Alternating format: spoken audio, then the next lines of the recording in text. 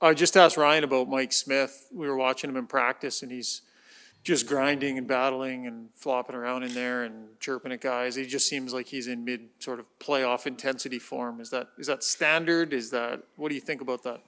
Yeah, that's how he shows up every day. So I think you're fortunate to when you play on a team with a guy like that because it really drags it out of everyone. Yeah, Smitty that's the emotion and the fight and the passion he has for the game. He brings it each and every day, and I think really fortunate to have him and really feed off it.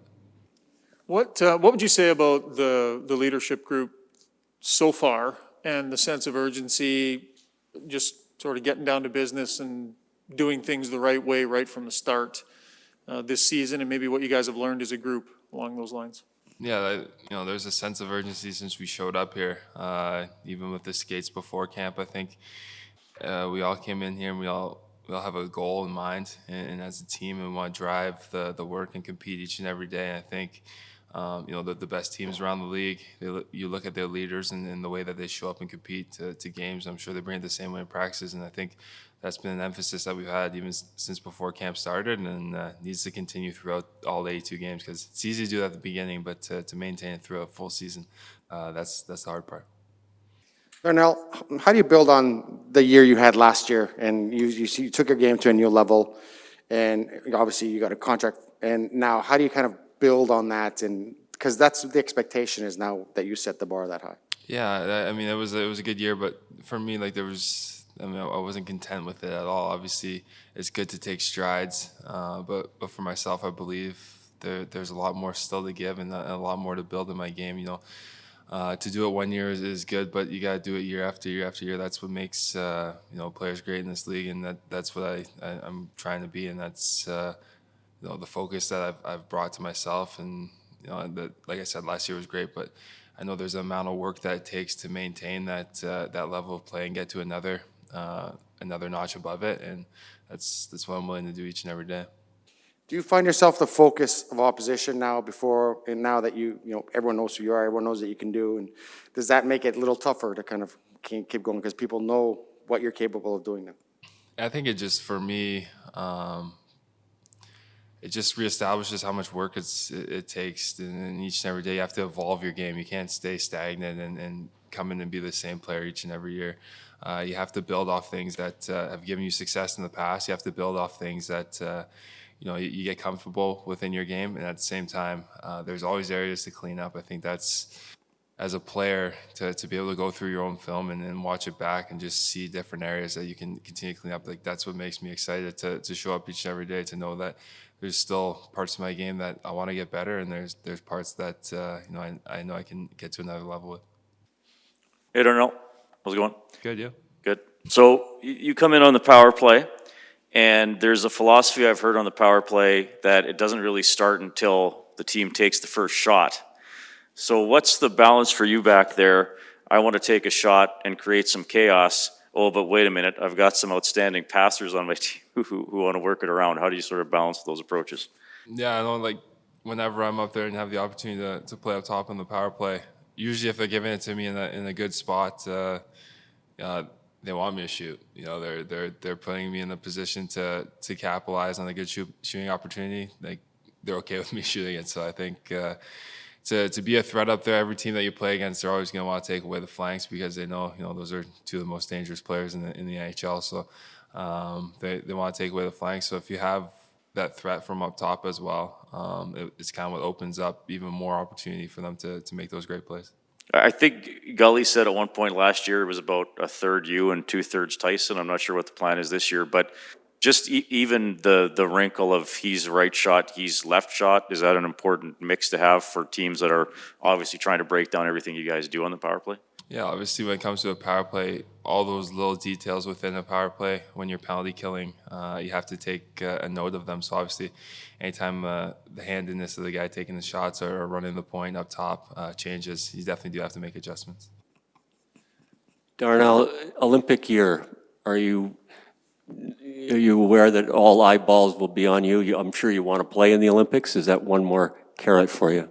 Yeah, I mean, that's a goal. I think, playing in the NHL, playing in the Stanley Cup Finals and then competing for Stanley Cup, those are dreams you have as a kid. And then obviously watching those big moments in Canadian history at the Olympics, those are things that you hope that someday you can be a part of. So I know that for me, like it's always going to be a thought in the back of my head, but most importantly, you got to take care of business here in Edmonton and show up each and every day and do what I can to help the team win, because if I don't do that, those other dreams and aspirations are kind of out the window. So I'm more just focused on our season here and what we can do, and if that comes to pass in February, then that'd be something that obviously would be a huge honor as a Canadian to play in the Winter Olympics. You've always made a point of watching other defensemen in the league and studying them and watching tape. What about Duncan Keith? Over the years, he's won a couple of Norris trophies, 3 Stanley Cups. What do you think you can take from Duncan Keith? Although, even though he's, at the end, coming to the end of his career, he's not in his prime. I mean, Dunks is, I don't know if you've seen him, that guy's a physical specimen. So he looks in great shape and ready to go. So I think there's still a lot of things that would be fun to play and see each and every night here. But yeah, I mean, I think like when I was in junior and then coming into junior, like Duncan Keith was the man. And every time you turned on the TV in the finals, the Stanley Cup finals or throughout the playoffs, like you'd watch Chicago and you'd see, number 2 buzzing up and down the ice. So, to take away, obviously, to put himself in that position to be, obviously he's going to be a Hall of Famer one day, to put yourself in that position, it's not just what you do on the ice, it's how you take care of your body, how you come to the rink mentally prepared each and every night. So I think he's definitely going to bring little things that he does at the rink each and every day that each and every guy can pick up off of. And as a team man, obviously, coming up and seeing him throughout his prime and now having the opportunity to play with him, it'll be fun to pick something. Do you think he'll be, doubly important once you get to the playoffs? Because you've pretty much been through it all. He's won. Like if things aren't going very well in a game, he might be able to say, okay, calm down. He's pretty much seen everything.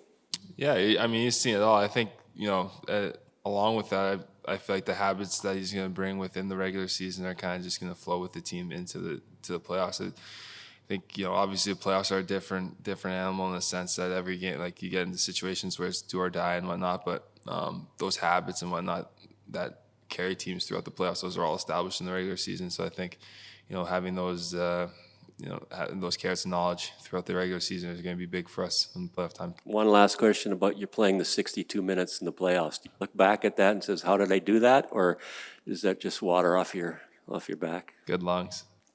That's it. Okay, thank you. Hi, Darnell. Back here. I'm just curious, you're part of this group. There are a lot of guys that are here now on contracts of longer than 3 years or longer, and it seems like you kind of have this group kind of established for a little while. What's the feeling in the room and you're by yourself amongst that or by that possibility? Yeah, I think it's exciting because for it's not just a 1 or 2 year and then you're done. This is a group and a core of players that are going to stick together and see out a large portion of their career together. So when that happens, I think for myself personally, like winning and wanting to be a part of something special within that organization becomes even more prominent and even more apparent, like as a player, because this is going to be your home for so long, and this is going to be when you get a team, an organization, ownership, management that believes in you and believes in the group to the point that we're getting long contracts and believe that we can make this somewhere special to play. You want to give everything you can into that and make the most of the opportunity given. So yeah, it's exciting to be with the group, and the guys that are here for a long time are great people, great hockey players. So it's just gonna be a great group to be a part of. And it seems like you've already had a couple of kicks at it, and you're going to get a lot more. So how are you kind of balancing the level of urgency with the fact that, hey, we're going to get a few tries here? So not to say that you get a few practice runs, but is there a little bit of a balance that you have to pull there? I mean, we always talk about being even keel and not being too high or too low, but anytime you come into the season you want to win. We're competitors. We come in here. We don't come in here thinking, you're going to be here for, like for myself, I'm going to be here for 9 years to get 9 kicks. That's not how I think. It's, this year and this day, this practice, tomorrow's exhibition game, like each day is the most important day that I've had in this league. And that's the approach that we're trying to bring each and every day. So, yeah, no, there's no waiting into it. We're here to work and here to compete for what we want. One last question, Darnell. What will you miss most about Adam Larsson? He's now playing in Seattle. I don't know if he's coming to play in the game tomorrow, but what will you miss most? Yeah, I loved Lars. He was he's a great teammate.